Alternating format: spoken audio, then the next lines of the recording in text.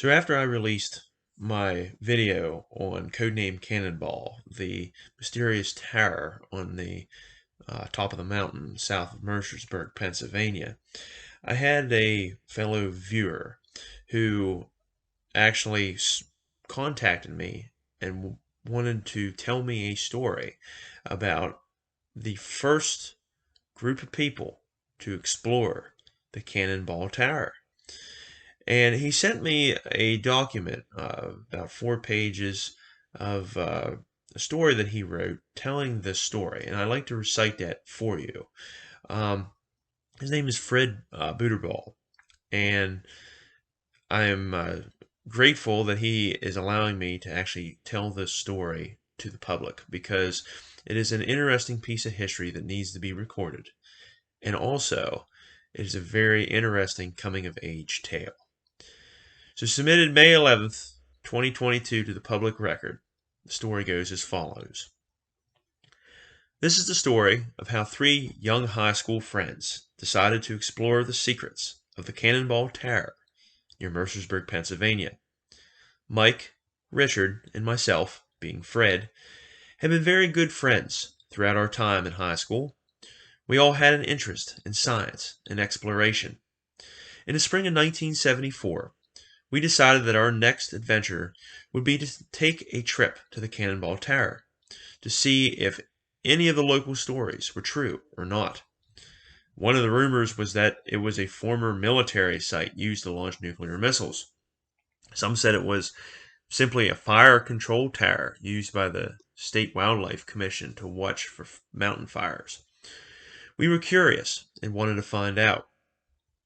Mike and I were to join the U.S. Navy shortly after high school graduation, and with that time nearing, we knew we had to act quickly. We decided to take a visit to the site over the upcoming Memorial Day weekend of 1974.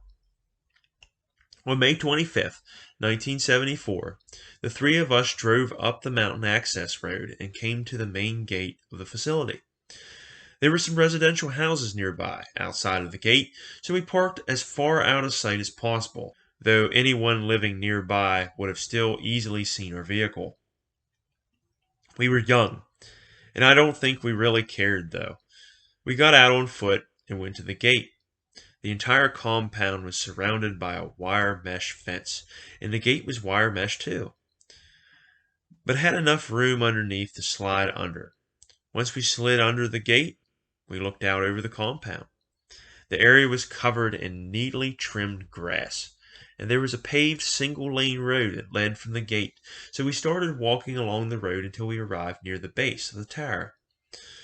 There was no sign of anyone around, but it was obvious that the grounds were being looked after and maintained, so we proceeded with caution. Near the base of the tower stood a small wooden cabin. We weren't sure of its function, but we really had no interest in it anyway, as we were there to solve the mystery of the tower itself. We proceeded over to the tower and found that there was a small wooden structure attached to the base. It was meant to provide protection from the weather while the tower door was open. This wooden structure didn't have an external door to it, so we stepped inside. We first saw the large blast door, which was quite impressive in size. The door was pristine and never been tampered with. None of the 3 of us had any intentions of damaging or destroying anything, but we knew we had to find a way to get the door opened in order to enter. So we inspected it closer. At the left side of the door was a large brass handle and a typical style Yale lock. Richard inspected the lock much closer to try and memorize what it looked like. We didn't have cell phones back in those days or digital cameras. Richard's father had a large collection of old locks that he had in his basement, so we departed from the tower to return to Richard's house to see if we could figure out a way to open the lock. At Richard's house, we found a box of similar Yale locks. After finding and examining a close match, we used a manual hand drill to bore a hole through the center of the lock. We had to simulate how we would open the lock of the tower, and battery-powered drills weren't a thing yet in 1974, so we had to use a manual hand drill. Once the lock had been drilled through, we were able to turn the keyed portion easily with a screwdriver, and it actually unlocked. We took this knowledge back up to the tower along with a hand drill, some bits, and a screwdriver. We returned to the tower, still with no one in sight. At the blast door, Richard set to work with a hand drill. This was the only damage that we had incurred, unlike subsequent explorers, who apparently destroyed or stole everything. Once the lock had been drilled out, it turned easily with a screwdriver. Now it was getting serious. With great apprehension, we slowly turned the large brass handle of the door. The handle turned with some effort, and we could hear the sound of internal mechanisms inside the door moving. Apparently this sound was that of locking pins releasing from the door frame. It's funny that such a well-made blast door would be protected by such a cheap lock. We slowly pulled on the door handle, and the door slowly opened. As we stepped through the doorway, the interior of the tower was of course dark, so we used flashlights. The first thing that we noticed was a calendar on a wall. I believe the year was 1968. At the top of the calendar was printed the words, "Do not launch any missiles." But this was in reference to being careful with disposing of cigarette butts. It was the first indication, however, of what the purpose of the tower may have truly been used for. We weren't able to make out a lot of detail from our flashlights, but we did see a steel ladder along the right side to where we were standing. We descended the ladder into the sub-basement of the tower. Once in the basement, we noticed a series of circuit breaker panels. We tried switching some of these breakers on, but to no avail. Apparently the tower was off the grid. We explored a little further in the basement and found an elevator along the far wall with no power. The elevator was inoperable. We decided to head back outside at this point to try to find out how the tower got its power. At the outside of the tower, we noticed an area a short distance away that was covered with a steel grating.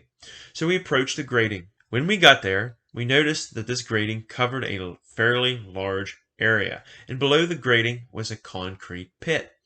Inside this pit were two very large diesel generators. There was a steel ladder that led down into the pit, with a section of the grating above the ladder that was hinged, acting as a hatch or a door. We lifted the grating door up and out of the way and descended into the pit. Once there, we looked around and saw a two-position switch box mounted to a wall near the ladder. The switch box had a black and a red push-button switch, labeled as Stop and Start. What could be easier? Now, at that point in my life, I was not yet a cigarette smoker, but to be cool, I had a cigarette in my mouth. I was standing at the base of the ladder, and before I knew what was happening, Mike reached up and pushed a start button on the box. One of the generators kicked into life with such an unexpectedly loud noise that it caused me to bite all the way through the cigarette butt, and without realizing it, I was at the top of the ladder. The sound had startled me so badly that I don't even recall touching any of the steps on the way up. One moment I was at the bottom, the next moment I was at the top, like I had been teleported. Once the shock wore off on the three of us, we celebrated our success with pats on the back. We again returned to the basement of the tower. This time, when we started flipping on breakers, we had lights. We could finally see what was surrounding us. We had always heard rumors that somehow this tower was connected by a tunnel to the AT&T facility on down the mountain ridge. So we quickly looked around for any such tunnel entrance, but there was none to be found. The inside of the basement was open, and of course, it was a round room. There were numerous circuit breaker panels mounted to the walls. We focused again on the elevator, and after a lengthy amount of time trying to get it to operate, we simply couldn't get it to work. It may have been that this wasn't a part of the maintenance that occurred at the facility and was just left to age. There was a small amount of water on the floor in the basement, which may have contributed to the elevator not working. We ascended the ladder and began exploring the remainder of the tower. This is an area that is a little foggy now after nearly 50 years since the event. I believe that the second, third, and fourth floors, however, were berthing areas, as they were pretty much empty now, with the exception of the ladder that went through each floor, and the elevator shaft. I do recall, however, that the fifth floor was the cafeteria, as there were still some tables, chairs, and a countertop that had a built-in microwave. We had never actually seen a microwave, as they were still relatively new at the time, but we had read about them. There was also a clock on the wall. The sixth and seventh floors are what gave the purpose of the structure away. These floors both had a floor that was really above the actual floor. It was suspended by steel rods to the ceiling, so that the entire false floor would sway or move.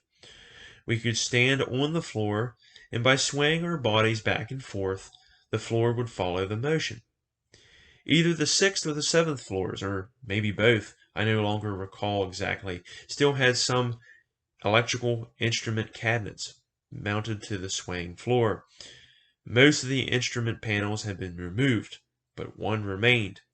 We started flipping switches on and off to see if they did anything, but nothing that we noticed had changed. What we didn't realize at the time, that one of these switches apparently turned off the red aircraft warning light on top of the tower. This light must have been battery powered, though, since there was no power other than the generators. We then went up to the 8th and the ninth floors. This area had no floor between them. It was one large open area that had a catwalk running along the inside where the floor would have been. Leading off of the catwalk was another catwalk that led to the center of the room. Then a ladder went up to a round hatch in the center of the ceiling. It was obvious that something large had at one time occupied this room, but was now gone. We ventured up to the catwalk, then across the other catwalk to the center of the room. There was a sign there that read, "No entrance to the roof without a safety harness." We ignored the sign and went up the ladder anyway. The hatch at the top of the ladder had a round wheel that, when turned, allowed the hatch to unlatch. We slowly opened the hatch and exposed the open sky. We had reached the top of the tower. We all three slowly and carefully climbed out onto the roof, lying on our stomachs, as the wind was so powerful it would easily blow someone off if they tried to stand. No wonder about the warning for safety harnesses. The view from the top was spectacular. We had a clear view of the entire valley. It was quite beautiful. We crawled closer to the edge of the tower, and you could easily notice that the tower was swaying several inches back and forth in the wind. It was a little unnerving. As we departed from the roof, we ensured that the hatch was once again closed and latched shut, then descended into the basement to turn off all the breakers. We shut the front blast door and latched the handle shut, even though it was now permanently unlocked. Finally, we shut down the diesel generator and closed the hatch grating. We had exceeded our expectations of exploring this, at the time, unknown structure. Back at the base of the tower, we all three reflected on what we had seen. We noted that the wall of floors 8 and 9 were glossy on the inside and appeared to be made of fiberglass, as opposed to the walls of the rest of the tower being concrete. We decided that the purpose of these fiberglass walls was that at one time a large radar dish must have been mounted there, and the fiberglass would allow for the radar beam to penetrate without interference. We also noticed the suspended floors of floors 6 and 7. These floors obviously at one time had a great deal of instrumentation mounted to them, and we came to the conclusion that these floors were meant to keep that instrumentation calibrated and operational in the event of a nearby nuclear blast. The tower would violently sway, while the suspended floors would help to absorb the shock.